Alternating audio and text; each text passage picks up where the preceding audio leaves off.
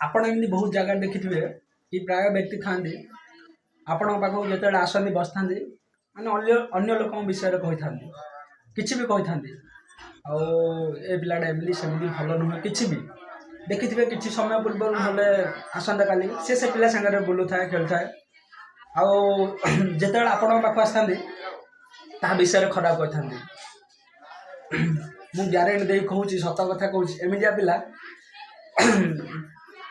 ଆପଣଙ୍କ ପାଖରେ ଯେଉଁ କଥା କୁହନ୍ତି ବାକି ଟାଇମରେ ଯେଉଁ ସେ ପିଲା ସାଙ୍ଗରେ କଥା କୁହନ୍ତି ତମ ବିଷୟରେ ଖରାପ କଥା କହୁନଥିବ ଗ୍ୟାରେଣ୍ଟି କ'ଣ।